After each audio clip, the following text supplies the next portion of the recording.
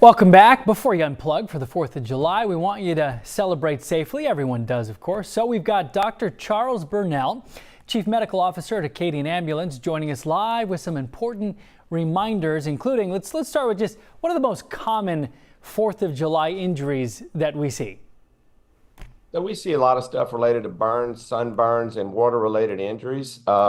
I try to keep it simple. A few common themes that I will focus on are fire, water, and ice. And I usually tell people the fire part, everybody enjoys fireworks. It's important to have adult supervision. Some places have fire bans in place, so just be sure to check that in your area. Fire extinguishers are a water source important. We do a lot of barbecuing out there, and sometimes people dump coals on the ground. Little kids run around barefoot a lot, so it's very important to just be aware of that. Fireworks get up to 3,000 degrees, so it's important to keep those away from children when possible, especially sparklers. We lay those in the grass, or kids grab the wrong end of them and end up with burns. So the water part, it's a fun boating holiday. We have coastal areas we all go to.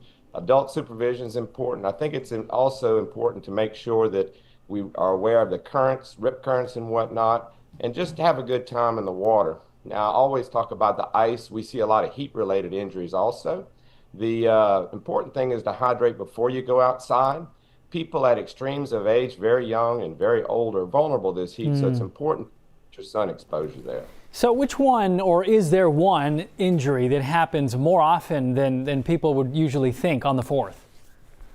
So we probably about 35% of what we see are fireworks or literally thermal burn type injuries. About 40% of the injuries that we're going to see this holiday weekend will be kids under the age of 15, and that's why we focus on the younger population. Yeah, that's like we had one of our sons. We'll do the fireworks and we'll stay back. We'll be in our chairs and we'll have him out in the cul-de-sac.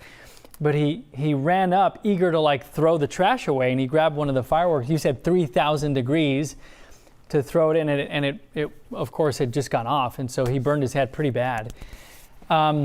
So what safety tips are there besides, maybe go to a fireworks show? But what about there are probably millions who are going to set off their own fireworks. What are the safety tips? Yeah, one of the big things with fireworks is just have a place to dispose them, a metal can that doesn't melt or catch fire, very close adult supervision. The other thing I didn't mention yet was that, this holiday, a lot of people drinking alcohol, so just moderation is a key to keep your wits about you. We're responsible for our children and those around us, so just make sure that you don't do anything haphazard or create any risk.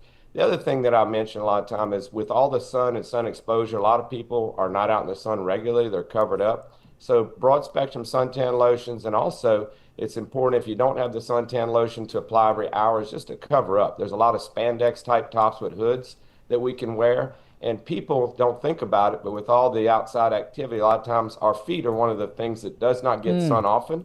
But we see a lot of foot burns. A lot of the top of the feet get burned in the sun, and those are very, very painful. Make it difficult to go to work on Monday and put your shoes on with sunburned feet. Wow. All right, doctor. Thank you. We hope you're not too busy, but we know that the ERs and urgent cares and others do get busy, and that's part of the reason why we do this.